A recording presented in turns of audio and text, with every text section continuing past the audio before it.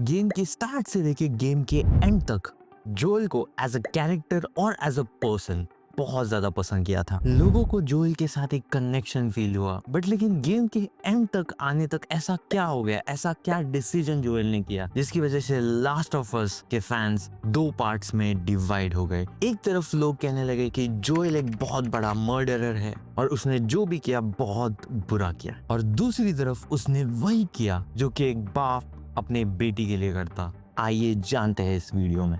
2013 की action adventure game जिसको naughty dogs ने बनाया था, जोएल मिलर जो कि हमारा मेन प्रोटैगनिस्ट है, जिसे एक ही काम मिला है, एक एली नाम की लड़की को एस्कॉर्ट करना है एक जगह से लेके दूसरी जगह तक, लेकिन एक पोस्ट ज़ॉम्बी एपोकलिप्टिक सिचुएशन में, जिसका एक ही मकसद है एली नाम की लड़की से जो कि इम्यून है इस इन्फेक्शन से, उससे हम बना पाए एक potential cure of this infection. लेकिन फिर सवाल यही आता है कि क्या था जोएल का डिसीजन। जैसे कि मैंने पहले भी कहा, जोएल को एस्कॉर्ट करना था एली को एक जगह से लेके दूसरी जगह तक, लेकिन जिनके पास एस्कॉर्ट करना था वो लोग अपने आप को कहते थे फायरफ्लाइज, एक रिवॉल्यूशनरी मिलिट्री ग्रुप जो कि फाइट करते थे एक मिलिट्री के अगेंस्ट जो अपने आप को कहते थे फेडरा। और इनका मेन गोल था क्वारंटाइन जोन्स जहाँ पे लोग रहते थे जो कि फेडरा ने अपने कब्जे में करके रखे थे, उनको वापस रिस्टोर करना और लिबरेट करना।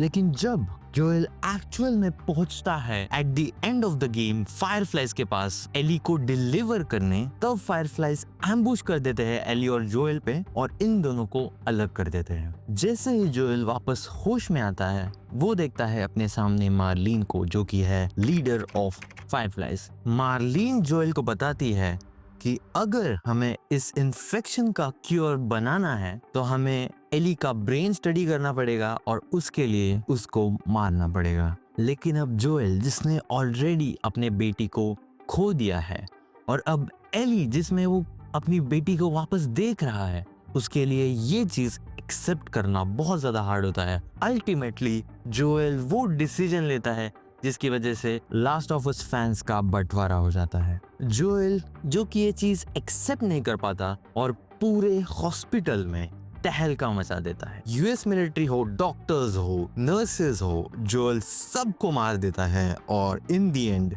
एली को बचा के वहां से भाग जाता है। लेकिन एली को बचाने के चक्कर में जोएल पूरी दुनिया का एक ही चांस कि ये दुनिया वापस रिस्टोर हो सकती है, वो चांस भी जोएल से छीन लेता है। एली को वापस ले जाते हुए वो फेस करता है मार्लिन, उसको भी वो मार देता है जस्ट टू इंश्योर कि वो वापस एली के पीछे ना आए। मार्लिन को मार देने के बाद जब जोएल और एली वहां से निकल रहे होते हैं, एली फाइनली होश में आती है और उसे पूछती है कि एक्चुअल में क्या हुआ। लेकिन तब जोएल उससे झूठ बोलता है कहते हुए डॉक्टर्स को नहीं लगता कि एक्चुअल में एक क्योर बन सकता है, और एली के जैसे ही और बहुत सारे लोग हैं जो कि इम्यून हैं, जो कि एक बहुत बड़ा झूठ था। लेकिन अब ये इवेंट जो कि लास्ट ऑफ अस 1 के एंड में हुआ, अब इस इवेंट को 4 से 5 साल हो गए हैं और जोएल अपनी लाइफ में आगे बढ़ गया है। वो और एली अब एक अलग जगह पे रहते हैं, जैक्सन नाम की जगह पे, जहाँ पे वो एक कैंप में रहते हैं बहुत सारे लोगों के साथ जो कि प्रोटेक्टेड एरिया है ज़ॉम्बीज और अदर थ्रेट से। अब जोएल अपने एक दोस्त के साथ जिसका नाम टॉमी है एक पेट्रोल पे निकलते हैं, और जैसे ही वो पेट्रोलिंग करते हैं उनको एक लड़की मिलती है जिसे वो रेस्क्यू करते हैं और वो लड़की उन्हें अपने कैंप में ले जाती है। फिर जब वो उसके कैंप पे होते हैं उन पे एक सडन अटैक हो जाता है। उनको समझ में नहीं आ रहा है क्या हो रहा है और उन पे एक्चुअल में अटैक क्यों हुआ है, लेकिन फिर उनको समझ में आता है जिस लड़की को उन्होंने रेस्क्यू किया है उसका नाम है एबी, और वो और कोई नहीं तो उसी डॉक्टर की बेटी है जिसको जोएल ने मार दिया था एली को बचाने के लिए। और अब एबी वापस आ गई है जोएल पे रिवेंज लेने को, और फाइनली वो सीन आता है जब बहुत सारे गेमर्स का दिल टूट जाता है क्योंकि जो एक बहुत बढ़िया प्रोटैगनिस्ट था लास्ट ऑफ अस 1 का, उसका डेथ सीन हमें देखने को मिलता है लास्ट ऑफ अस पार्ट 2 में। और इसी के साथ ऑडियंस को ये समझ आता है कि हमारी एबी है इस गेम की एंटागनिस्ट और एली है हमारी प्रोटैगनिस्ट। इस चीज के बाद ऑडियंस के मन में ये सवाल आता है कि क्या होता अगर जोएल ने उस दिन उस डॉक्टर को ना मारते हुए कुछ और किया होता। क्या होता अगर जोएल ने एली को ना बचाया होता। लेट्स एज्यूम कि जोएल ने एली को ना बचाते हुए सैक्रिफाइस कर दिया होता एली को फॉर द ग्रेटर गुड। एक इंसान की डेथ से पूरी ह्यूमैनिटी बच सकती थी।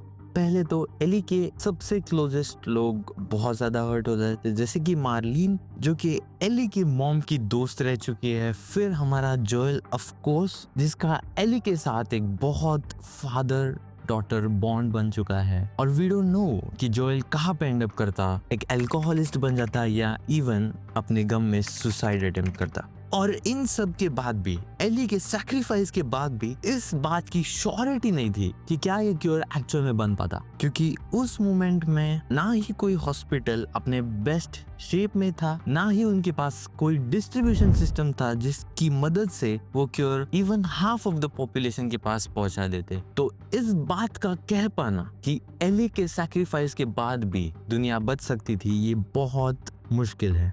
पर फिर भी हमें ये भी सोचना चाहिए कि एली को कभी मौका नहीं मिला था कि क्या वो ये चीज एक्चुअल में करना चाहती है कि नहीं करना चाहती, क्योंकि जब वो लोग हॉस्पिटल में थे तब एली अनकॉन्शियस थी और उसको इस बारे में कुछ पता नहीं था कि इस क्योर को बनाने के लिए उसको मरना पड़ेगा। लेकिन फिर भी क्या ये सैक्रिफाइस, क्या एक इंसान की लाइफ इतनी वर्थ इट है कि हम उसके लिए पूरी ह्यूमैनिटी रिस्क पे डालें।